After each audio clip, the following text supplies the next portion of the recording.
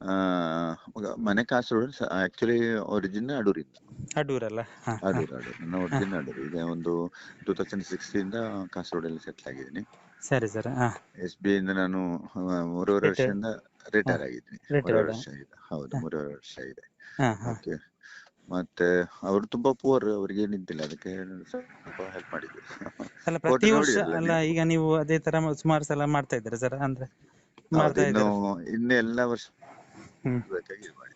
Next ಈಗ ಮೇಲೆ ಈಗ ಸ್ವಲ್ಪ ಲೇಟ್ ಆಗಿ ಮಾಡಿಸ್ತೇನೆ. ನೆಕ್ಸ್ಟ್ ಮೇಲೇ ಮಾಡಿದೆ, ಯಾಕಂದ್ರೆ ಮಳೆ ಬರುವುದಕ್ಕಿಂತ ಮೊದಲೇ ಅವರಿಗೆ ಹೆಲ್ಪ್ ಆಗ್ಬೋದು. ಹೌದೌದು ಸರ್. ಅದಕ್ಕೆ ನೆಕ್ಸ್ಟ್ ಹಾ ಇಯರ್ ಮೇಲೆ ಫಸ್ಟಿಗೆ ಮಾಡೋಣ ಅಂತ ಇದ್ದೀನಿ. ಹಾ ಹಾ ಹಾ. ಅದು ಸ್ವಲ್ಪ ಆಗುವಾಗ ಇದೆಲ್ಲ ಅಮೌಂಟ್ ಎಲ್ಲ ಜಾಸ್ತಿ ಹೌದೌದು ಸರ್. ಹೌದು. ಇದ್ದವರು ಬೇಕಾದಷ್ಟು ಇದ್ದಾರೆ ನಮ್ಮಲ್ಲಿ. ಹೌದೌದು ಬಟ್ ಸರ್. ಸೋಷಿಯಲ್ ಆಗಿ ಯಾರು ಮಾಡ್ಲಿಕ್ಕೆ ತಯಾರಿರುವುದಿಲ್ಲ.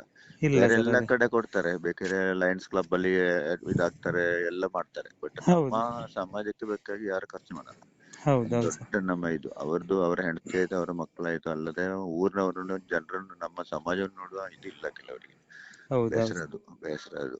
ಆ, ಹ್ಮ್ ಹ್ಮ್ ಹ್ಮ್. ಹಾಗೆ. ಸೊ ನನ್ನ ಒಂದು ಇನ್ನು ಎಲ್ಲ ವರ್ಷನೂ ಹಾಗೆ ಮಾಡ್ಲಿಕ್ಕೆ ಹೋಗಿ ತೀರ್ಮಾನ ಮಾಡಿದ್ದೀನಿ. ಎಲ್ಲ ವರ್ಷನೂ ಇರುತ್ತೆ. ಈಗ ಮುಂಚೆ ನೀವು ಅದು ಕೇರಳ ಮರಾಠಿ ಸಂರಕ್ಷಣಾ ಸಮಿತಿಯಲ್ಲಿ ಇದ್ರ ಸರ್? ಹೌದು. ಅದರ ಪ್ರೆಸಿಡೆಂಟ್ ಪ್ರೆಸಿಡೆಂಟ್ ಆಗಿದ್ದೆ. ಆಗಿದ್ರಲ್ಲ? ಹಾ ಆಗಿದ್ದೆ, ಹೌದು. ಹಾ ಹಾ ಹಾ. ಮತ್ತೆ ನಮ್ಮ ರಿಸರ್ವೇಶನ್ ಹೋಗಿತ್ತಲ್ಲ. ಹೌದೌದು ಸರ್. ಆ ಅದಕ್ಕೆ ಟೈಮಲ್ಲಿ ಸುಮಾರು ಇದು ಹೋರಾಟ ಹೌದು ಮಾಡಿದ್ದೀರಿ. ತುಂಬಾ ಹಾ. ಹೋರಾಟ ಮಾಡಿದ್ವಿ. 15 ಸಲ ಡೆಲ್ಲಿಗೆ ಹೋಗಿದ್ದೆ. ಹ್ಮ್ ಹ್ಮ್ ಹ್ಮ್. ಫುಲ್ ಅದರ ಹಿಂದೆ ಸುಮಾರು ಕೆಲಸ ಮಾಡಿ